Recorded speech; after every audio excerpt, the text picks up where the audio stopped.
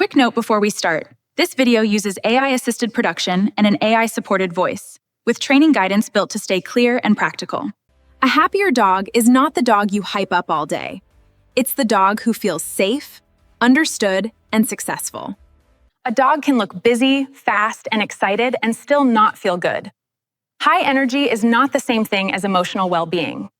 And a lot of loving owners do read this wrong at first, because we see energy and assume the dog just needs more activity.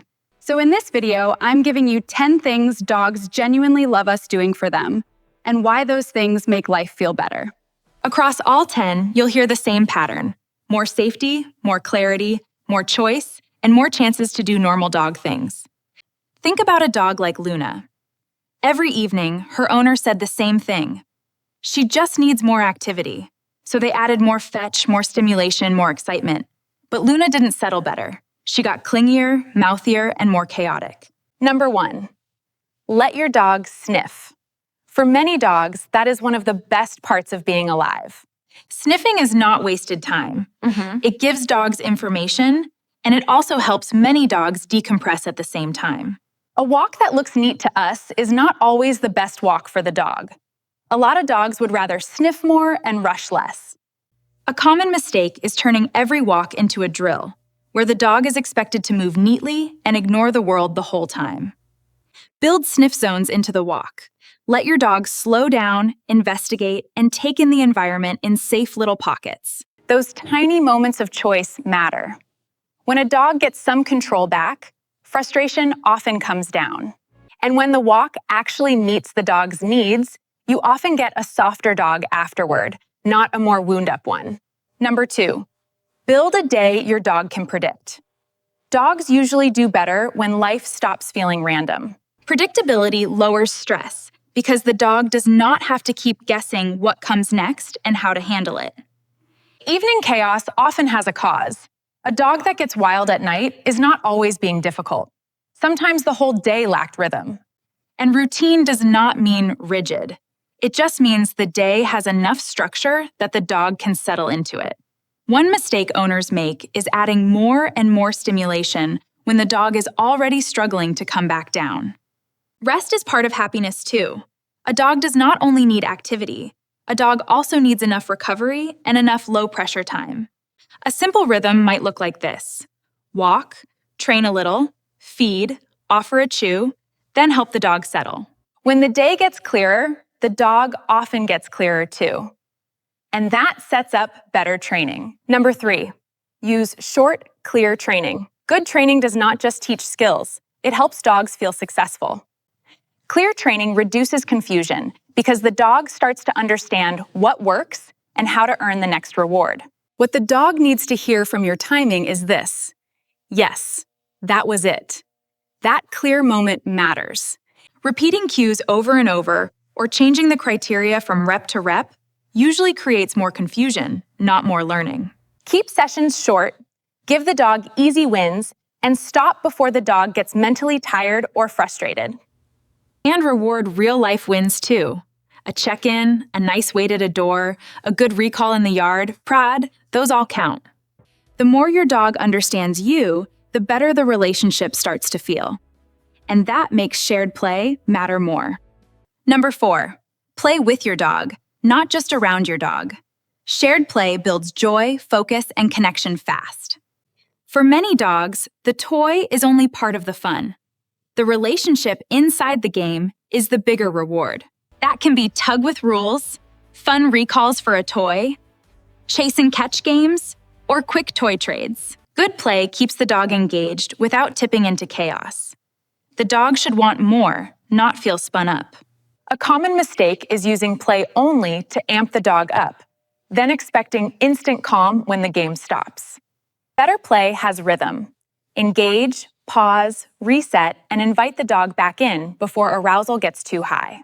When play feels shared and manageable, dogs often stay happier and more connected. That leads us to choice.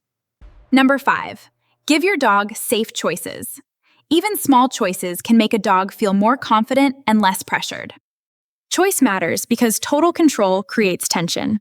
Guided freedom often creates better cooperation than constant pressure. Let your dog choose which patch to sniff first, which mat to settle on, or whether to approach slowly. Those moments look tiny to us, but to the dog, they add up to a day that feels less trapped. Owners often overhandle dogs they care deeply about, correcting every step and removing almost all choice. Guide clearly, set safe boundaries, and then leave enough room for the dog to participate instead of just comply. And once you start allowing choice, you notice something else faster. Your dog's body language starts speaking louder. Number 6, notice your dog's body language early and respect it. Dogs feel safer when we listen sooner. Big reactions often come after smaller signals were missed. Dogs usually whisper before they shout. That might be a head turn, lip lick, sudden stillness, slower eating, scanning, or hesitation to move closer. When you see those signs, add distance, lower pressure, or simplify the moment before the dog has to escalate. This was part of Luna's problem. She didn't need more excitement. She needed less pressure and a clearer rhythm. Her clinginess, mouthiness, and evening chaos looked like boredom, but they fit frustration and overstimulation better. So before adding more, ask what the dog is missing.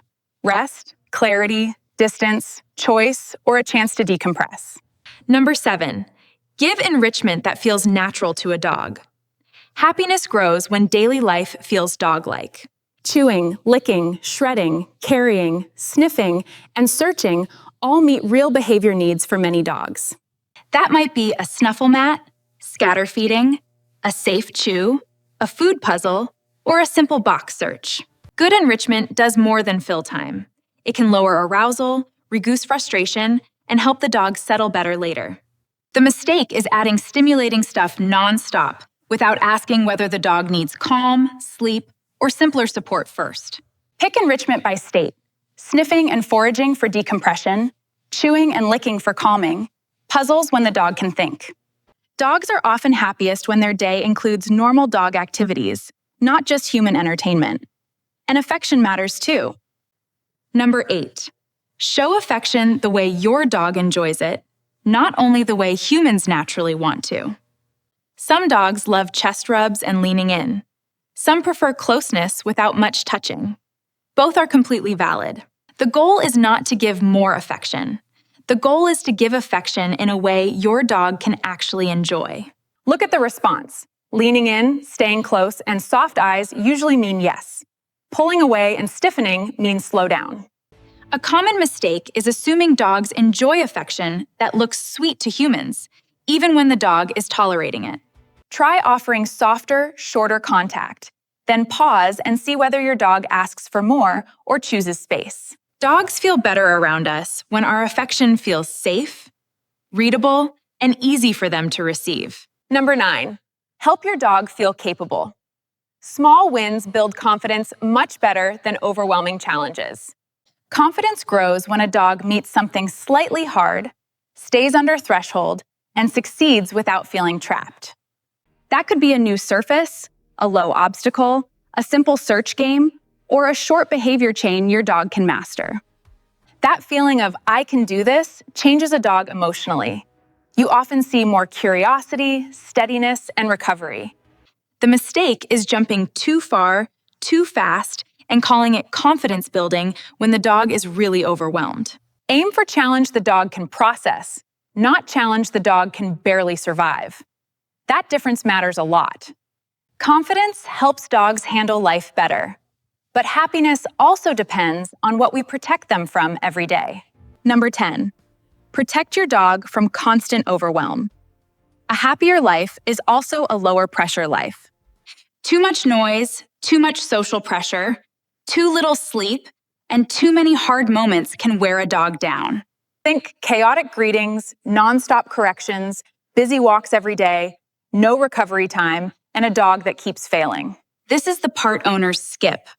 They keep adding more while ignoring what needs to be removed. More exercise won't fix a dog that feels socially pressured every day. More toys won't fix a dog that never decompresses. And more commands won't fix a dog that feels confused. Dogs do better when life gets clearer, not just busier. So the practical formula is simple. Let your dog do dog things, create rhythm, communicate clearly, and protect peace.